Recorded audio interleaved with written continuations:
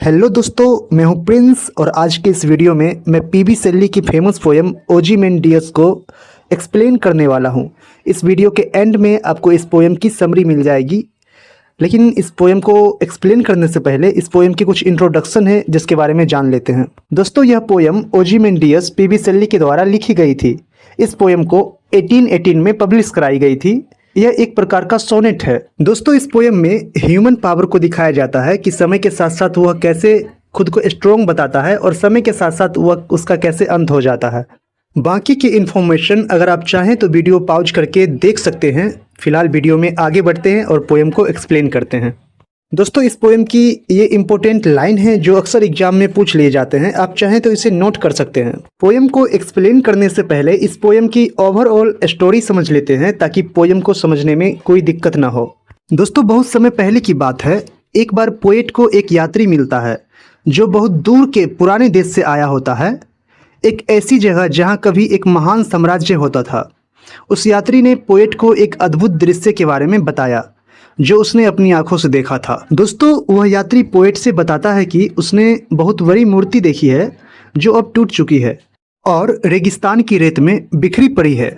वहाँ दो विशाल पत्थर से तराशी हुई मूर्ति के पैर भी खड़े हैं और पास ही उस मूर्ति का टूटा हुआ चेहरा भी रेत में दबा हुआ है। उस टूटे हुए चेहरे पे अभी भी एक घमंडी और सख्त भाव था।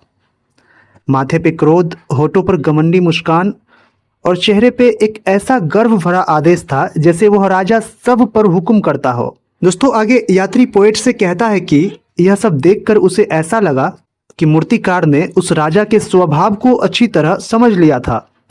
उसने पत्थर में उस राजा के अहंकार और आदेश देने वाले स्वभाव को ऐसे तराशा था कि वो भाव आज भी पत्थर में जिंदा लगते हैं। भले ही राजा और मूर्तिकार दोनों बहुत पहले ही मर गए हों, लेकिन उसका भाव अभी भी उस मूर्ति में स्पष्ट दिखता है। दोस्तों, इसके बाद यात्री पोएट से कहता है कि मूर्ति के नीचे एक पत्थर पर कुछ शब्द लिखे हुए थे और उस शब्द में राजा का इंट्रोडक्शन दिया हुआ था। दोस्तों, ये लाइन्स यह दिखाती है कि वह राजा अपने साम्राज्य पर बहुत गर्व करता था। उसे लगता था कि उसकी ताकत और राज हमेशा के लिए रहेंगे और दुनिया के बाकी शासक उसकी महानता देखकर हार मान लेंगे। लेकिन अब जब यात्री ने चारों तरफ देखा तो वहाँ कुछ भी नहीं था, न कोई महल, न कोई शहर, न कोई सैनिक। वहाँ पे सिर्फ सूनी रेत और खामोशी थी। वह विशाल साम्राज्य जो कभी गर्व से चमकता था अब सिर्फ टूटे पत्थरों और खाली रेगिस्तानों में बदल चुका है। दोस्तों, यह दृश्य से कभी हमें यह गहरी सीख देता है कि मानव शक्ति और घमंड अस्थायी नहीं होते हैं। समय सब कुछ नष्ट कर देता है, चाहे वो कितना भी महान क्यों न हो। राजाओं की मूर्तियां, साम्राज्य और महिमा सब मिट जाती है, पर प्रकृति और समय सदा बने रहते हैं। दोस्तों, यह इस पोएम की ओवरव्यू थी। अब हम इस पोएम को लाइन बाय लाइन एक्सप्लेन करते हैं, तो वीडियो में अंत तक बने रहें। I met a traveller from an antique land. मैं एक ऐसे यात्री से मिला जो किसी बहुत पुरानी और दूर की भूमि से आया था। दोस्तों, इस लाइन के थ्रू पोएट यह कहना चाहते हैं कि उसने एक ऐसे यात्री से मुलाकात की जो किसी प्राचीन देश से आया था। Who said two vast and trunkless legs of stone?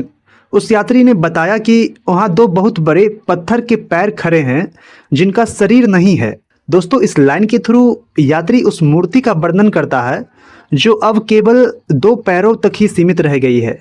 यहाँ पे ट्रंकलेस का अर्थ है कि मूर्ति का ऊपरी भाग टूट चुका है। Stand in the desert near them on the sand. वे दोनों पत्थर के पैर रेगिस्तान में खड़े हैं और उनके पास ही रेत पर कुछ और पड़ा हुआ है। दोस्तों, इस लाइन के थ्रू पोएट कहना चाहते हैं कि यहाँ डेजर्ट का उल्लेख यह दिखाने के लिए किया गया है कि वह मूर्ति अब एक सुनसान और सूखी जगह में है। चारों तरफ रेत ही रेत है, जैसे मानो समय ने उस सभ्यता को पूरी तरह निगल लिया हो। हाफ संक अ सेटर्ड विसेज लाइज हुज फ्रॉन। वहीं पास में आधी रेत में दबी हुई एक टूटी हुई मूर्ति का चेहरा पड़ा है जिसके चेहरे पर आईब्रो तनी हुई है। दोस्तों, इस लाइन के थ्रू पोएट कहना चाहते हैं कि यात्री बताता है कि मूर्ति का चेहरा विसेज मतलब आधा रेत में दबा हुआ है, पर फिर भी उसके चेहरे के भाव दिखाई देते हैं जैसे उसकी आईब्रो सिकुड़ी हुई हो। And wrinkled lip and sneer of cold command. उसके होठों पर झुर्रियां हैं और उसके चेहरे पर हुक्म चलाने वाली एक ठंडी मुस्कान है। दोस्तों यहाँ पे कोल्ट कमांड से यह पता चलता है कि राजा बहुत कठोर और निर्दयी था।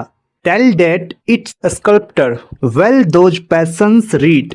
यह सब देखकर लगता है कि उस मूर्तिकार ने उस राजा की भावनाओं को अच्छी तरह समझ लिया था। Which yet survive stamped on this lifeless things. वे भावनाएं आज भी उस निर्जीव पत्थर पर दिखाई देती है जैसे पत्थर पर छप गई हो। दोस्तों इस लाइन के थ्रू पोएट कहना चाहते हैं कि राजा तो मर गया, मूर्ति भी टूट चुकी है, लेकिन उसके चेहरे की अभिव्यक्ति अभी भी जीवित है। The hand that mocked them and the heart that fade.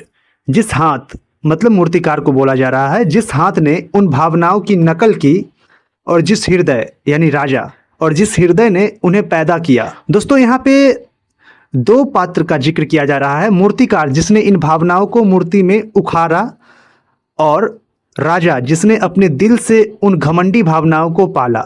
यह दोनों मिलकर उस मूर्ति के पीछे की असलियत को दिखाते हैं।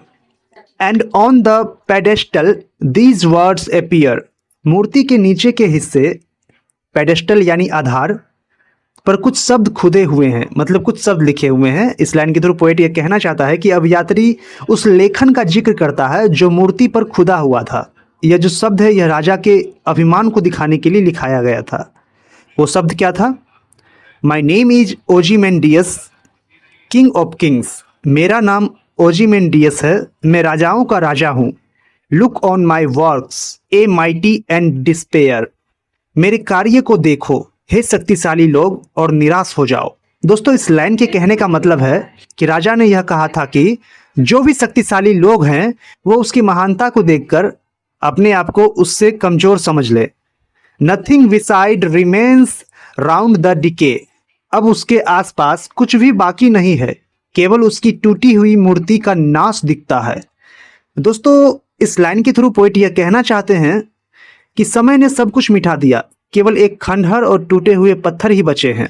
यह सत्ता और अहंकार की अस्थिरता को दिखाता है। Of that colossal wreck boundless and bare. उस विशाल खंडहर के चारों ओर सिर्फ खाली और असीम रेत फैली हुई है। दोस्तों यहाँ पे कोलोसल रेक का मतलब राजा के महान साम्राज्य की बर्बादी को दर्शाता है, जो कभी बहुत बड़ा था पर अब सिर्फ खंडहर है। The lawn and level sends stretch far away. वहाँ दूर तक बस एक जैसी सुनसान रेत फैली हुई है। दोस्तों इस पोएम की लास्ट लाइन टाइम और नेचर की पावर को दिखाती है। कोई चाहे कितना भी शक्तिशाली क्यों ना हो, अंत में सब कुछ रेत और शून्यता में मिल जाती है, मतलब उसमें विलीन हो जाती है। दोस्तों यह दृश्य बताता है कि मानव का घमंड क्षणिक है पर प्रकृति और समय शाश्वत है। दोस्तों इसी के साथ हमारी यह पोएम कंप्लीट होती है और इस पोएम के थ्रू पोएट ये कहना चाहते हैं कि मानव का घमंड और सत्ता अस्थायी नहीं होती। एक समय का महान राजा ओजीमेंडियस जो अपने कार्य पर गर्व करता था, अब केवल टूटी मूर्ति के रूप में रेगिस्तान में पड़ा है। उसकी महानता, उसका साम्राज्य, सब कुछ नष्ट हो चुका है, पर पत्थर में उकेरी गई उसकी घमंडी अभिव्यक्ति आज भी दिखती है। दोस्तों कविता का मैसेज यह है कि समय सब मिटा देती है, पर कला और प्रकृति सच्ची और शाश्वत है। दोस्तों इसी के साथ हमारी यह वीडियो कंप्लीट होती है। वीडियो में आगे मैंने इस पोएम की समरी दी है, आप चाहें तो उसे नोट कर सकते हैं। और वीडियो पसंद आई है तो वीडियो को लाइक करें और चैनल को सब्सक्राइब करें ताकि आगे की अपडेट आपको मिल सके। धन्यवाद।